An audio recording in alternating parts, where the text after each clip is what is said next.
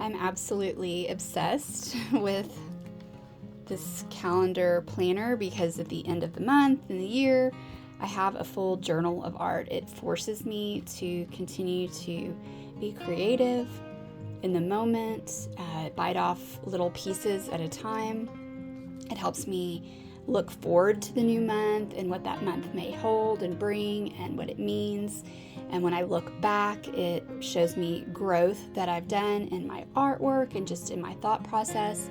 But it really just forces me to be creative every month, and I love that so much. So I want to show you the month of January 2025. I started this journal slash calendar about 6 months ago, and every time I open my day planner to see what I have going on, I smile because it's me. It's me on a page. It's not something I bought out of a store that's someone else's ideas or thoughts. It's literally me on a page, and it feels really good.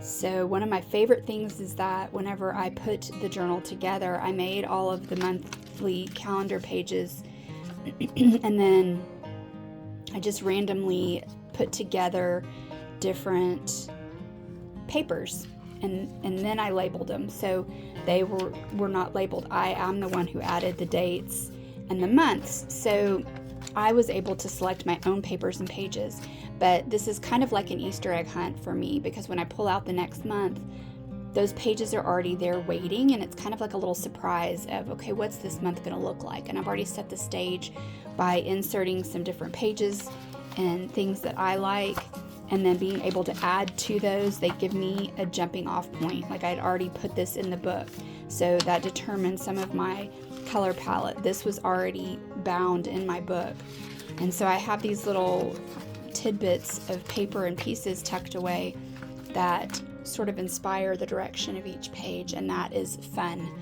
It's like a fun little surprise that I planned for myself. So this is the outside of the month of January, and these are pages from a vintage yearbook, and I love them so much. This is an old school. It's great. So what really surprised me about the month of January is I'm a very neutral person, and January is typically something that I think of as cold, back to the grind, not dreary necessarily, but definitely not fun and light, like kind of the summery colors. And I was surprised as I moved through this month, all the color that came forth, and it just felt hopeful and promising. It felt bright and fun. And so I found myself just adding a lot of color to the pages, and it surprised me. I felt like this year just felt like a fresh squeeze, like an orange, just like fresh, dreamy, juicy, exciting. And fresh was just the best word that I could think of for this year. So there's lots of pops of color into here. I also print black and white photos of my family and tuck those into these pages. So those kind of surprise me as just mementos throughout the year as I move through the calendar. But then sometimes I add papers, like I added this old vintage map piece. There's sewing pattern pieces, old hymnals, and this is from an old sewing pattern package. This is just scrap tape that I've been doing and having a ton of fun with, just holding all my little pieces of scrap on packing tape. And I feel different words as I move through this calendar. And unravel was a word that I felt for this year. I just feel like the Lord's telling me over and over to stop planning and to stop plotting and just to be free and to be fluid. And that is not like me. I'm very A-type personality. I really want to plan. And so this unraveling, this trusting, this walking in faith that everything doesn't have to be planned is kind of crazy to me. And you're never too old to set another goal or dream, a new dream. C.S. Lewis. I love that. That is actually something that just feels really good for this year for me. Next, this is inspiration was this vintage postcard, and I said, do you want to go on an adventure? This is a trip that my husband and I have planned, and he loves ducks, and it's his birthday, so this is kind of an ode to him. It's a little more masculine, which is what I usually gravitate towards. This is more of what I would normally do. But it was fun to pull some of these colors out, and I love how if you just stick with what you love, your color palette always goes together.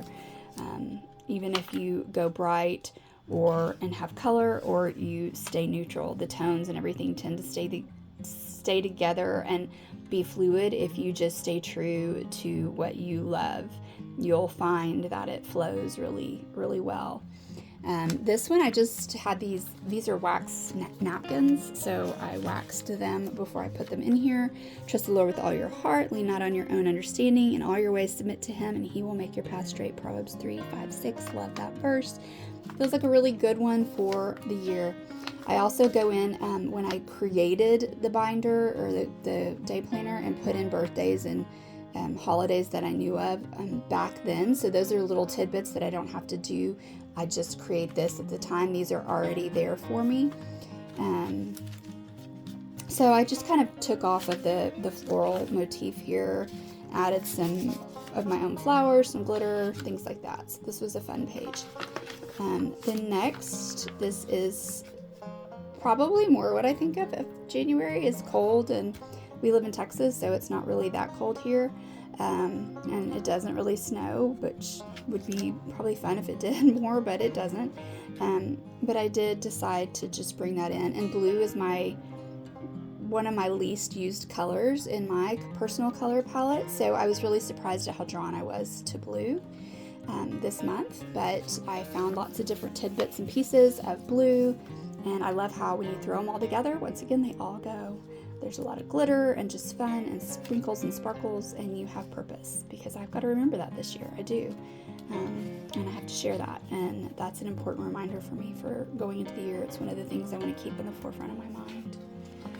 And then this was the last page of the month, and it really, really surprised me, because these are just not my go-to colors, not even necessarily my go-to shapes, but I started with these mittens, just doing some January things that I could think of, and I painted and drew these, and then I decided to pull those colors out, and I just felt the need to be bright and sunshiny, and these are kind of like a Texas snowball, I guess. Like, we don't really get the snow, it's more bright and shiny here.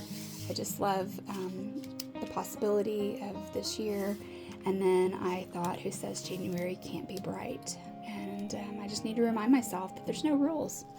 There's really no rules. There's rules that you make up yourself. So feel free to be bright and shiny in January if you want to. This is typically not what I do at all. So I was shocked. At the end of every month, I have a prayer. Sometimes I do it at the beginning of the month. Sometimes I do it as a reflection on the month. And this is the back page of that yearbook.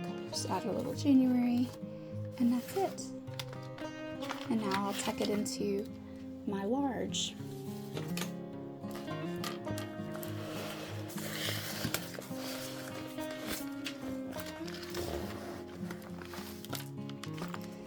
Book. What I love about this is you can take these pages and you can take them out if you don't want to carry them around. Once you're done with them, you can leave them in as inspiration, whatever.